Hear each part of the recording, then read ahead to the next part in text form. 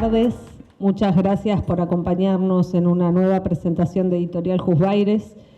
Cuando fijamos la presentación hace ya un tiempo en esta fecha, no sabíamos que era no laborable, así que ante todo pedimos disculpas. No hay locutora hoy, de hecho, en la Feria del Libro, así que me toca oficiar un poco como tal. Bueno, en primer lugar, hoy tenemos la presentación de un libro. Editorial Juzgaires lo edita y publica en conjunto con el Ministerio Público de la Defensa. La obra Problemática de la ejecución de la pena son distintas ponencias de un congreso importante que se hizo en otra casa. Vivimos un poco en la Feria del Libro, en otra casa, la Facultad de Derecho, otra de nuestras casas. Bueno, y este libro, además de reunir las ponencias que fueron actualizadas, revisadas en persona por la doctora Millán,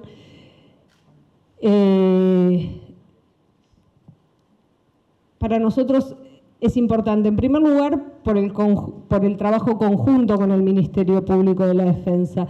Pero a mí me llamó la atención algo que dice Marcela Millán en el prólogo, cuando dice que la ejecución de la pena es lo que pone más en tensión el derecho positivo con los derechos humanos.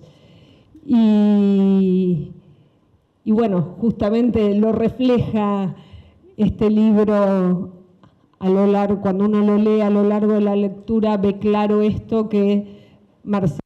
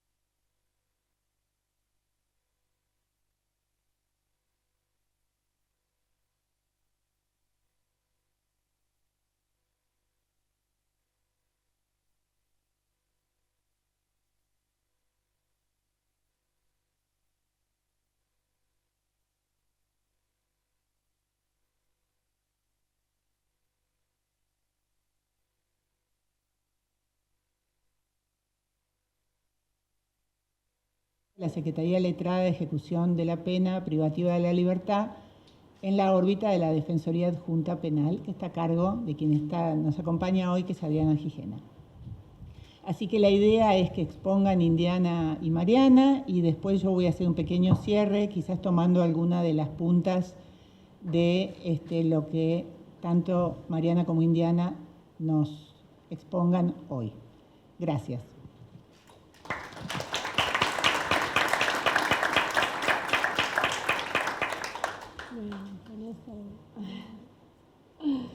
Bueno, muchas gracias, bienvenidos y bienvenidas. Muchas gracias por esta oportunidad de compartir panel con dos mujeres que admiro muchísimo.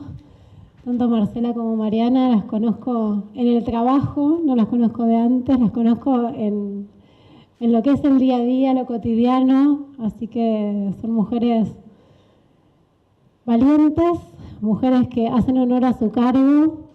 Y bueno, no quería dejar de mencionar eso, ¿no? Que las admiro a ambas. Gracias, Iris, por esto. Recién hablábamos con Martín, que también es uno de los autores del libro, que bueno, nos tuvieron también mucha paciencia en este ida y vuelta. Esto fue escrito en el año 2019, pero como dice Marcela en el prólogo, no perdió absoluta actualidad. Este libro tiene una característica especial. Hay libros que están bien escritos, hay libros que nos atrapan desde el inicio. Este en particular tiene otra característica, y es que es necesario. Es necesario hoy 2025, por varias razones. Primero, porque los temas que trabaja, como decía recién, son temas que nos interpelan cotidianamente y que no perdieron absoluta actualidad. Primero, porque hay varios artículos sobre la víctima y la ejecución de la pena. Hace un ratito Marcela decía, bueno, en ese momento nos preocupaba eso, ¿no? ¿Cómo íbamos a hacer para compatibilizar la víctima con la ejecución de la pena?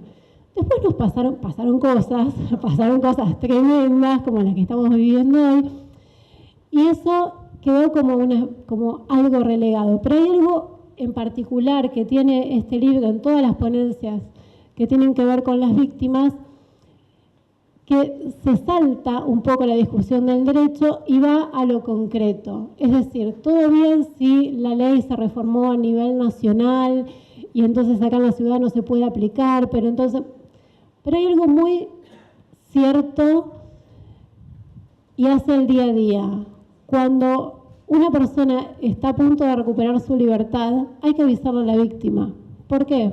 Porque si viven en el mismo barrio, esa persona tiene derecho a estar avisada de que su agresor, estoy hablando por supuesto en determinados delitos, no en todos, que ese agresor va a estar otra vez compartiendo las calles con ella, ¿no? Entonces, más allá de todas las discusiones jurídicas que podamos llegar a tener, este libro va bien a lo concreto y también a todos los derechos que esas víctimas tienen. Por supuesto, sin bajar, pero ni 5 segundos, las garantías constitucionales, sin relajarnos en ese sentido, ¿no? O sea, es un gran desafío, e incorpora una cuestión más. Esto de que la perspectiva de género es incompatible con las garantías constitucionales. No, no es incompatible para nada, solamente tenemos que sentarnos a pensar cómo hacer para que las dos cosas se puedan cumplir en la misma medida, ¿no? Otra de las cuestiones que están planteadas acá es, como decía Alejandra hoy, ¿no? Esto de la autonomía y todo lo que va a empezar a pasar a partir del fallo de la Corte, que de un día para el otro dijo, bueno, ahora las causas tienen que pasar por el Superior Tribunal de la ciudad, ¿no? Como, sí, dijo eso y se lavó las manos, digamos, no hizo nada más al respecto. Dijo, bueno, ahora arréglense la gente de la ciudad a ver cómo va a ser para resolver todas estas causas, ¿no? Bueno, este libro no refleja todavía el fallo, porque bueno, no estábamos preparados para eso, pero es algo que hay que tener en cuenta. También es necesario porque pone en valor la prisión domiciliaria de mujeres. Acá está el equipo presente, el equipo interdisciplinario, que son unas grandes profesionales. Había hablado de ustedes antes de que lleguen y después llegaron. El equipo interdisciplinario que se acerca a esas prisiones domiciliarias de mujeres madres y trata de hacer posible lo imposible, ¿no? En el artículo sobre prisión domiciliaria solamente me puse el foco, digamos, en cómo está regulado, porque esa era la propuesta. Es una regulación que allá por el año 2009 fue, pero de avanzada total, ¿no? Porque en el propio Código Penal se dijo, aquellas mujeres madres de niños y niñas menores de 5 años, perdón, siempre es niño, nunca incorporan a la niña, siempre es con O, siempre es varón, pero bueno. Aquellas madres de niños menores de 5 años pueden estar en prisión domiciliaria. ¿Qué pasó? Eso fue en el 2009, eso fue en otro contexto, regía otro código civil, de hecho ahora tenemos código civil y comercial, y se trataba de otro momento, de otra manera de entender en ese momento la patria potestad. Ahora estamos hablando de un nuevo paradigma, ya no es tan nuevo, ya tiene sus años, pero bueno, estamos hablando de un paradigma de responsabilidad parental, es decir, de aquellas mujeres que son jefas de familia monomarentales, que tienen, y esto no cambia, desde las primeras investigaciones de mujeres en prisión hasta ahora se siguen dando como las mismas estadísticas, que son mujeres que son madres, que tienen a cargo más de 3 hijos e hijas, que no terminaron la educación primaria, que nunca tuvieron un trabajo registrado y que están acusadas de delitos denominados de supervivencia. ¿Cuáles son esos delitos? Bueno, en la cadena del narcotráfico, el ultísimo eslabón, es decir, no pensemos que están las grandes narcotraficantes privadas de la libertad, son las mujeres más fungibles de todas, ¿no? Entonces, la prisión domiciliaria, la manera en la que estaba pensada ya en el 2009 es, bueno, vamos a garantizar los derechos, el interés superior de estos niños y estas niñas y vamos a dar la posibilidad de que vayan a la casa. ¿Qué pasó luego? Bueno, lo que vino después es que jueces y juezas empezaron a aplicar criterios subjetivos, no objetivos, como decía la ley, sino que empezaron a decir, bueno, la mujer, ¿tiene teléfono fijo para que pueda ir a la casa? A ver, ¿quién tiene teléfono fijo hoy? Si hacemos acá un breve repaso de quiénes tenemos teléfono fijo, yo no sé, yo no tengo. O sea, no existe el teléfono fijo, por un lado. Por otro lado, se les está pidiendo a las mujeres, ¿vos tenés teléfono fijo? Ah, bueno, acá tenemos una persona que puede tener pulsera.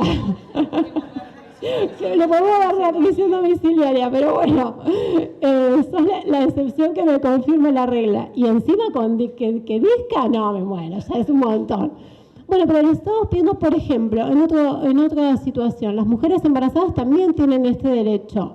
Y ojo que digo derecho y no beneficio, porque acá hay otro gran tema y es el beneficio de la prisión domiciliaria. Te quiero ver encerrado o encerrada sin poder salir a cargo de 3 pibes con la imposibilidad absoluta de siquiera ir a sacar la basura, porque hemos tenido casos donde sacan la basura, suenan las alarmas y le quieren revocar la prisión domiciliaria. Pero acá el punto es que, por ejemplo, aparecen casos donde a la prisión domiciliaria, a la mujer le piden, ¿es un embarazo de riesgo? Le preguntan. No, si la ley dice clarito, es embarazo. A nosotros, abogados y abogadas que nos encanta darle la vuelta a la ley, a ver, dice embarazo, punto, no dice embarazo de riesgo o no de riesgo.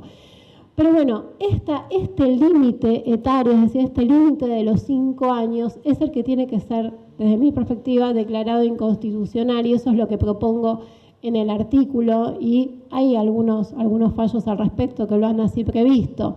¿Por qué? Porque explíquenme la diferencia entre un niño o una niña de 4 años o de 5 años y 1 mes. ¿Cuál es la diferencia? ¿Qué pasa con aquellas adolescentes o aquellos adolescentes cuya única referente, tanto afectiva como económica, está privada de la libertad, ¿no? O sea, estas cosas son las que tenemos que poner en tensión y seguir batallando, pero sobre todo porque la otra razón por la cual este libro es necesario, por el contexto en el que estamos viviendo. Mariana va a dar un pantallazo sobre lo que está sucediendo en la ciudad de Buenos Aires. Yo solamente voy a decir que tenemos más de 2.000 personas privadas de la libertad. A ver, privadas de la libertad es un eufemismo total. no podemos decir privadas de la libertad cuando están en las condiciones en las que están, en comisarías, en alcaldías, en containers, porque los módulos, vamos a decirle la verdad, vamos a llamarlo como deben ser, son containers, donde, bueno, podemos hablar hasta pasado mañana, pero lo va a hacer Mariana, así que no me voy a seguir extendiendo en eso. Tenemos que hablar de que estamos en un contexto también político especial, donde se hace un alarde del recrudecimiento de esas condiciones. Es decir, antes nos daba vergüenza decir que teníamos a las personas encarceladas de esta forma. Ahora es un gran valor. Ahora lo mostramos poniéndonos sumamente orgullosos y orgullosas de eso, ¿no? Como si eso fuera el objetivo de la privación de la libertad. Pues no. Lamento volver a decir que desde 1853 hasta el día de hoy la Constitución no se ha cambiado y la Constitución también es clarísima al respecto. No es para castigo, no es para castigo. Y otra de las patas que vuelve necesario este libro es la responsabilidad de los jueces con respecto a eso, ¿no? Porque la Constitución también es clarísima sobre eso. ¿Quiénes son los responsables de esas privaciones de la libertad? A ver, ¿por qué esas personas están ahí? Porque jueces y juezas las mandan ahí. No hay otras personas que tomen esas decisiones, ¿no?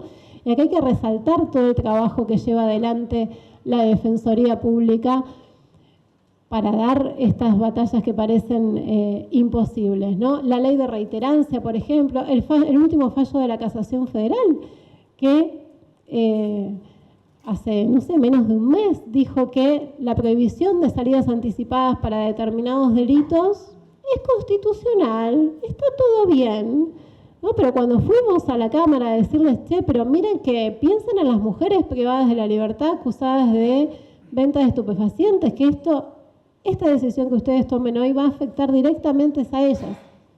Y bueno, es algo que puede pasar, ¿no? O sea, no se asume para nada la responsabilidad. Entonces me parece que no encontramos la salida. No quiero ser, porque me quedan 30 segundos, no quiero terminar siendo negativa ni pesimista, pero bueno, difícil, pero nada, tenemos que pensar por qué hay personas condenadas en las comisarías, por qué hay personas condenadas a 6 meses que están cumpliendo pena en esos lugares inhumanos y degradantes, con tortura. Me parece que hay que privilegiar, ¿no?, de qué estamos hablando y sincerarnos, ¿no? Si queremos una mayor seguridad, como también se vislumbra en el libro, bueno, tenemos que pensar qué le estamos brindando a esas personas que estamos encarcelando, ¿no? Y qué opciones para el más tarde, para el luego de que salgan de esos lugares les estamos dando. Ojalá que la nueva ley de ejecución de la pena de la Ciudad de Buenos Aires contemple salud, educación y trabajo como sus pilares y no seguridad. Gracias.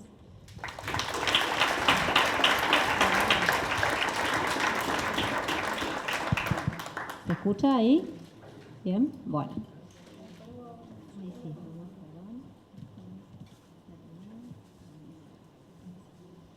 Bien, buenas tardes a todos y a todas. Es realmente un gran honor para mí estar acá en la presentación de esta obra, así que muchas gracias, Marcela, por la convocatoria, muchas gracias también a la editorial Jusvaires y muchas gracias también, Indiana, por tus hermosas palabras del comienzo. Quiero que sepas que la admiración es mutua. Bueno, el motivo por el cual es un honor para mí estar en esta presentación es porque también tuve participación en lo que fue la presentación de las ponencias que fueron incluidas en esta obra allá por mayo de 2019. Y fue un momento también muy significativo, al menos para mí, porque coincidió con la puesta en marcha del organismo en el que actualmente me desempeño, que es la Secretaría Letrada de Ejecución de Penas Privativas de la Libertad. Este proyecto ambicioso, que creció de la mano de Marcela Millán, de Luis Bocastela y de Nicolás Rebori, que está aquí presente y que forma también parte de este equipo, comenzó a funcionar un par de meses después de que se presentaran estas, sí, mejor, ¿no?, que estas ponencias fueran presentadas en julio del año 2019. Se trata de un organismo que surgió de la necesidad, dentro de la órbita de la defensa pública, de brindar un abordaje adecuado a la creciente cantidad de personas detenidas en la órbita del fuero penal contravencional y de faltas de la ciudad de Buenos Aires. Así que, si de las problemáticas de la ejecución de la pena hablamos, como se titula justamente esta obra, yo me voy a permitir tomarme la libertad, en lo que es esta muy breve exposición, de hacer un pequeño repaso acerca de algunas cuestiones que han acontecido desde ese momento hasta entonces, hablando, como es lógico, desde mi propia experiencia a cargo de esta unidad de ejecución. Lo primero que tengo para decir es que uno podría pensar que no ha transcurrido tanto tiempo desde entonces hasta ahora. De hecho, yo tengo muy presente el momento en el que hicimos la presentación de las ponencias en la UBA, pero lo cierto es que ha pasado mucho, muchísimo, diría yo, desde aquel momento en lo que hace específicamente a esta temática. Para expresarlo en términos bien gráficos, yo lo que les puedo contar desde mi propia experiencia es que cuando yo comencé a desempeñarme a cargo de este organismo, interveníamos en 60 casos de personas privadas de su libertad condenadas por jueces y juezas del ámbito penal local. Hoy asisto a casi 300 personas en esa condición. 293 era el número exacto el miércoles pasado, pero el número oscila entre los 290 y los 310. La cifra de casos que demandan nuestra intervención ha ido en aumento, pero lo cierto es que esta no es una realidad privativa de la Cava. Por el contrario, si comparamos la experiencia federal y la experiencia nacional, debemos mencionar que en ese ámbito también se vive una realidad similar y de hecho ha sido justamente en esa órbita que se han dictado las primeras declaraciones de emergencia penitenciaria. Una declaración inicial en el año 2019 por el término de 3 años, que fue prorrogada en el año 2022 por el término de 2 años y nuevamente renovada por el mismo término en el año 2024. Ahora, hay una realidad que sí involucra estrictamente a la Ciudad Autónoma de Buenos Aires y tiene que ver con la situación que hoy por hoy se vive en las alcaldías y comisarías del ámbito de la Ciudad Autónoma de Buenos Aires. Esto, que comenzó siendo una consecuencia que se presumía que sería transitoria y que era producto de la pandemia que se declaró en marzo de 2020, terminó instalándose y formando parte de una realidad muy cruda que se vive hoy en materia carcelaria en el ámbito de la Ciudad Autónoma de Buenos Aires. De hecho, también en esta órbita se declaró en mayo del año pasado la emergencia edilicia de infraestructura y de condiciones de detención de las personas alojadas en dependencias policiales dentro del ámbito local. Y asumo que ya en breve tendrán que prorrogar esa medida porque lo cierto es que de mayo del año pasado a esta parte la situación no ha mejorado en absoluto. Como todos bien sabemos, esta cuestión está siendo ventilada en el ámbito de un expediente que tramita ante un juzgado local, que es el juzgado de primera instancia en lo penal contravencional y de faltas número 3, a raíz de un habeas corpus que fue impulsado por la Defensoría General y del que hoy por hoy participan una multiplicidad de actores, en el marco del cual se está ventilando esta problemática y se está procurando hallar una solución a esta gravísima situación. Los números realmente son alarmantes. Al día 30 de abril de este año había 2.523 personas alojadas en dependencias policiales de la Ciudad Autónoma de Buenos Aires entre alcaldías y comisarías.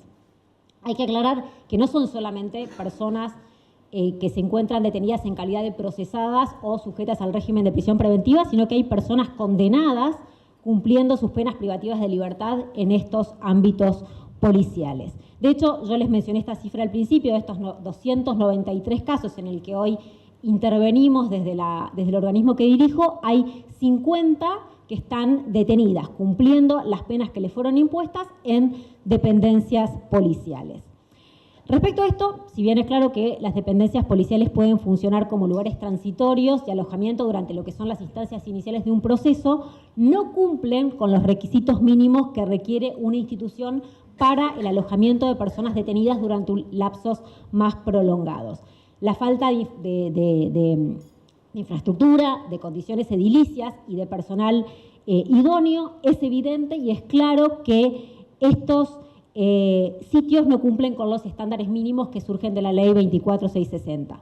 Si hablamos del número de personas alojadas, las alcaldías y comisarías de la Ciudad Autónoma de Buenos Aires no cumplen con los estándares que la normativa establece, en su mayoría se encuentran superpobladas y superan los cupos máximos permitidos. Además, son espacios sumamente reducidos en los que las personas detenidas tienen que permanecer todo el día encerradas en celdas de pequeñas dimensiones, sin instalaciones sanitarias adecuadas y con condiciones eléctricas deficientes. Muchas de estas personas ni siquiera cuentan con su propio colchón o con elementos de higiene para mantenerse correctamente aseados. La semana pasada, de hecho, junto con mi compañero Nicolás Rebori, visité algunas de estas dependencias y tuve posibilidad de acceder al sitio en donde las personas están viviendo. Y pude ver con mis propios ojos cómo en algunas de estas alcaldías, por ejemplo, no había ducha, con lo cual las personas tenían que bañarse con baldes con agua que les eran provistos por el personal policial. A otra de las alcaldías que fuimos, sí había una ducha, pero era una ducha que era compartida por 17 personas. Los inodoros estaban en general instalados dentro de las celdas que eran de muy pequeñas dimensiones y compartidas por hasta 5 personas, con lo cual las personas allí alojadas ni siquiera tenían un mínimo de privacidad para hacer sus necesidades más básicas. Esto supone que estas personas no solamente están privadas de su libertad, sino que también incluso están despojadas hasta de su dignidad más mínima.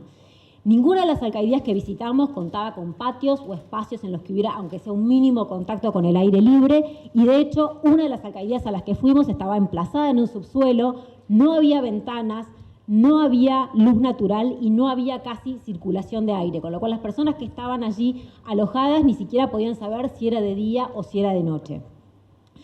Del mismo modo, se trata de instalaciones que no cuentan con ningún tipo de equipo técnico disciplinario, con lo cual las personas que están allí alojadas no tienen posibilidad de llevar actividades recreativas, mucho menos actividades educativas, laborales o que realicen algún tipo de capacitación. Por falta de espacio y por falta de personal, las visitas también son sumamente acotadas y las personas allí alojadas no pueden tener visita de carácter íntimo. También se presentan serias dificultades en lo que tiene que ver con el acceso a la atención médica y es escasa también la atención psicológica y psiquiátrica. De hecho, cada vez que una persona necesita atención, tiene que ser trasladada previa autorización del juzgado a cuya disposición se encuentra detenida a un hospital público porque, lógicamente, las alcaldías y comisarías no cuentan con personal médico en el lugar. Esto también se complejiza porque muchas dependencias no cuentan con móvil propio y eso hace que muchas veces las personas detenidas terminen perdiendo los turnos médicos o sufriendo demoras considerables a la hora de recibir la atención, incluso cuando se trata de patologías de gravedad. El personal que está a cargo de la custodia de estas personas no fue formado para cumplir funciones penitenciarias, tampoco existen procedimientos o protocolos para actuar frente a faltas disciplinarias, ni tampoco para distribuir a la población de acuerdo a distintos parámetros y criterios. Por ejemplo, separar a las personas condenadas de las personas procesadas, separar a las personas en función del delito por el cual han sido condenadas, tomar en consideración, por ejemplo, si la persona fue o es integrante de las fuerzas, etc. En definitiva, la detención en dependencias policiales priva a las personas detenidas y en especial a aquellas que han sido condenadas de la posibilidad de trabajar, de la posibilidad de estudiar, de la posibilidad de recibir acompañamiento psicológico o psiquiátrico y de acceder a aquellos programas y dispositivos que forman parte de un tratamiento interdisciplinario e individualizado. Es decir, se les impide acceder a todas aquellas herramientas para trabajar justamente en pos de su reinserción. Recordemos que la reinserción es no solamente un deber del Estado, sino también un derecho de las personas detenidas. Bueno, pues bien, acá ni se cumple con el deber ni se garantiza el acceso al derecho. Esto lo comentábamos con Marcela antes de comenzar. Estos lugares son auténticos depósitos de personas en lo que no se hace absolutamente nada para trabajar en pos de la reinserción y evitar que estas personas cometan delitos a futuro. Y esto no solamente tiene un alto costo para la persona privada de su libertad, sino también para la víctima y para toda la sociedad en su conjunto. Es decir, la pena no se puede limitar a segregar o separar a una persona del medio libre durante un lapso determinado. Por el contrario, de lo que se trata es de tratar de dotar a esa persona de todas las herramientas y las posibilidades que le permitan a futuro llevar una vida alejada del delito. Para concluir, lo que entiendo es que esta problemática que enfrentamos hoy a nivel local, así como muchas otras que se vinculan con la ejecución de la pena y que lógicamente por una cuestión de tiempo no podemos abordar, nos interpelan directamente y exigen que se actúe con compromiso, con responsabilidad y con urgencia. Esta obra que estamos aquí presentando, entiendo que contribuye a eso porque tiene una mirada crítica y profunda sobre cuestiones fundamentales que hacen a la ejecución de la pena privativa de la libertad, como la participación de la víctima durante el proceso de ejecución, como la detención de mujeres madres, sobre la que ya nos habló muy ilustradamente Indiana, y sobre las últimas modificaciones en materia de ejecución de la pena privativa de la libertad, entre muchas otras. Pero fundamentalmente, obras como estas son también una invitación para que nosotros repensemos nuestras prácticas cotidianas, con lo cual lo que espero es que sea una herramienta valiosa para impulsar esos cambios que más que nunca en esta materia hoy por hoy resultan impostergables. Muchas gracias.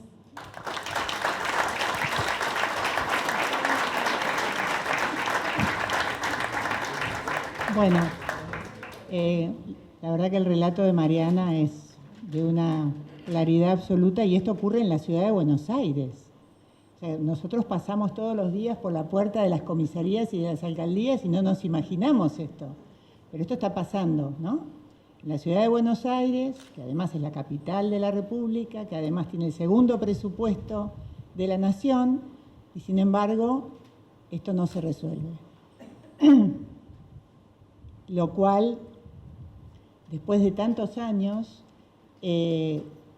mueve el eje de la preocupación que la defensa tiene en materia de ejecución penal, porque ahora estamos como si estuviéramos hace tantos años pensando en cosas básicas como el respeto de la dignidad de la persona privada de la libertad, ¿no? Cuando creíamos que estábamos para otras cuestiones, para analizar, por ejemplo, lo que fue materia de esta publicación, que tiene que ver con el rol de la víctima en la ejecución de la pena, estamos en este estado de cosas. Y esto es absolutamente así. Cuando esta obra, cuando estas ponencias se escribieron, se había sancionado la ley de víctimas hacía un par de años, y como pasa en la Argentina, sale esa ley y al poquito tiempo sale otra ley que modifica la ley de ejecución penal y la famosa ley Petri, que agrava la situación de algunas imputaciones en materia de derecho penal en el famoso artículo 56 bis, que obtura la posibilidad de la salida anticipada de determinadas conductas, lo cual es muy gracioso, porque hay uno de los trabajos, gracioso dramático, uno de los trabajos que están compilados en esta obra pone la mirada en esto diciendo, pero ¿cómo? A la víctima le dicen que puede opinar al momento del egreso, pero resulta que después esa propia víctima, si quisiera de alguna manera en alguno de estos delitos que están contemplados en el 56 bis reformado, quisiera atenuar la pena de la persona o del agresor, no lo puede hacer. ¿Por qué? Porque la ley va por arriba de la voluntad de la víctima, ¿no? O sea, esas cosas que pasan en materia de ejecución de la pena.